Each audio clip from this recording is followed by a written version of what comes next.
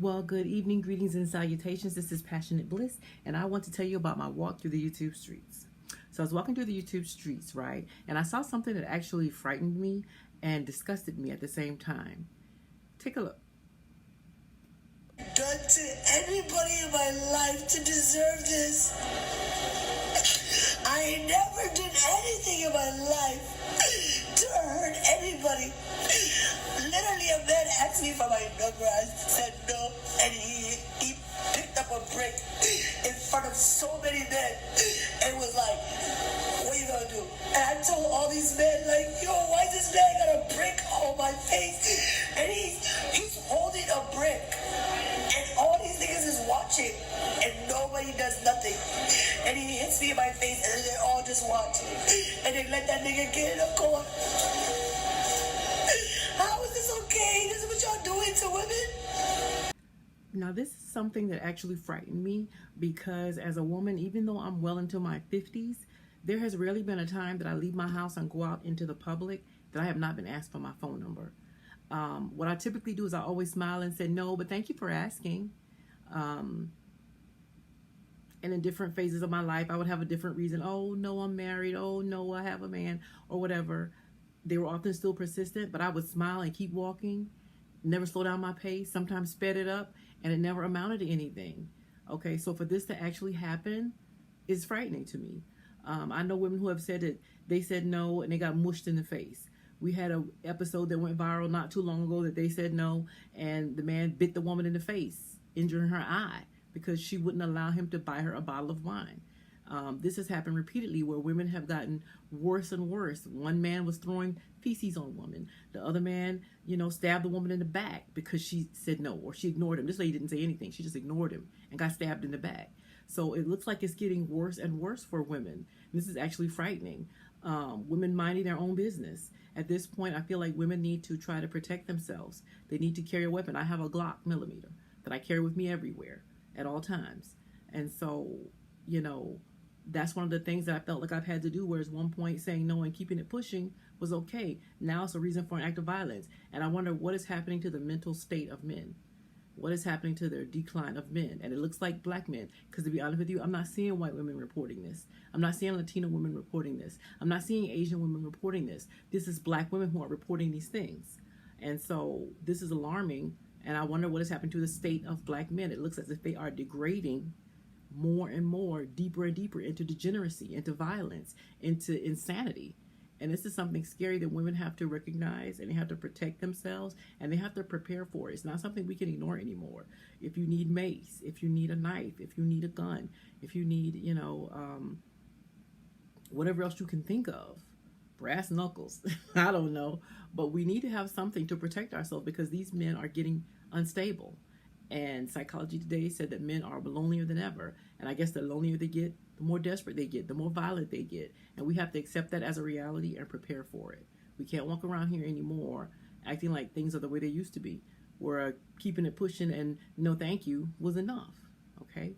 And this is the part that actually disgusted me. Because you would think that men would be embarrassed that this happened, that men would be outraged that this happened, that men would speak out against it, that men would call him a sucker, a loser, female energy. You would think that they would condemn this and condone this. However, I saw repeatedly, video after video, man after man, black man after black man, on the video after video, justifying it, blaming her, and saying, you should have a man. It's your fault.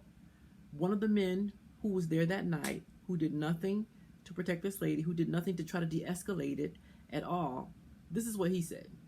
This was one of the disgusting things that I saw. Every black woman or every white woman, every Asian woman for starting problems. If you don't, you know what to say. Don't start something you can't finish. If you're gonna start something, finish it. But don't start trouble expecting other people to come to your rescue. And nobody owe anybody nothing. I don't owe nobody nothing. If I got beat up in public and nobody helped me, nobody owes me help. I don't owe nobody help. So she started it. She quite walked away. Her friends didn't stop her. Her friends did not intervene. Her friends did not counsel her. But you expect me, a bystander who don't know her, to intervene and risk my life for her? Who is she to me? Who is she to me? Like, who is she? Who is she that I should intervene my like? Who is she? Like, I'm confused. Who is she to me that I should waste my life for her? I'm a person that started problems, and people keep on like stitching my videos, little clips from my videos, without stitching the whole thing.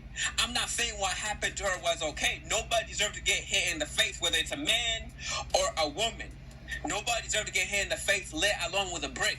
I don't agree with what happened to her. All I'm saying is I was there and I didn't do nothing, and I would do nothing if I was there in the same circumstance. I wouldn't do nothing. I would just watch. Watch. Her friends watch. She didn't record him. She was too busy trying to create a video for you guys to eat up. She didn't record him running away. She didn't record his car. She was too busy doing all that. So why should I? Like, in order for her to protect you, you gotta protect yourself. And just as much as he could have walked away from that situation, she could have also walked away from that situation. But, and what's so unfortunate, nobody is even like trying to look for the guy. I haven't even seen, like, out of all the comments, I haven't even seen nobody, not even one person ask me, do you know him? Like, did the police did you talk to the police to see if they caught him? Like, nobody asked me because nobody really cares. Nobody cares because nobody's even looking for the guy that actually did the deed. Nobody cares. People ask me, how come you didn't do nothing? How come you didn't do this? How come you didn't do that? How come she didn't walk away? How come her friend didn't help? How come she kept on talking? Keep on running your mouth. Like the saying go, mess around and find out. And she found out the hard way. Literally. The hard way. I think I saw some crimson of makeup on that brick. The moment he landed on the floor, there was some makeup still attached to that thing. Like I said, like it's sad the way some of you guys are acting. Like, it's actually not even sad. It's actually comical. It's comical the way grown black people are acting. Like, this is the America we live in. This is the world we live in. You guys are pathetic. You guys are sad. Grow up. For all the single old black women who are independent, that don't need a man for nothing, that don't need a man for protection, I'm suggesting you get yourself a brick. It's only 58 cents. So you can protect yourself instead of talking down a man and expecting man to come protect you when you start trouble. And I wasn't victim blaming. I didn't blame nobody. I didn't blame her. All I'm saying is it wouldn't have gone as far as it did if she also had walked away. Okay, so just when I thought that black men could not embarrass themselves any further, at the very least, they should have just kept quiet. If you weren't going to come out and condemn it, if you weren't going to come out and say, yeah, the guy should have done something else at the scene, then you should have said nothing. But no, this is one of the guys who was actually there as a coward in the flesh. He showed up to explain his cowardice, okay? And he made one excuse after another. First, he started off saying, well, I don't condone this, and then proceeded to go ahead and condone it, saying it was her fault. Her friends, the other women, they should have done something. You know, he didn't know her anything. Just when I thought that black men could not embarrass themselves anymore, they proceed to go ahead and prove me wrong. You can't embarrass yourself even more. This is no wonder why the rest of the world thinks about black men the way they do. This is why white men feel like they're superior to you. They are, based on what I saw right there in that video. This is why Latinos, Asians, all look down on black men thinking they're better than them. Because they are. This is cowardly. They are defeated.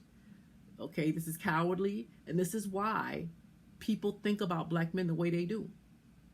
And not only that, there are some good ones. Not all black men. Y'all love to say that. But what happened to the good ones? The good ones stood there and watched her get hit in the face with a brick.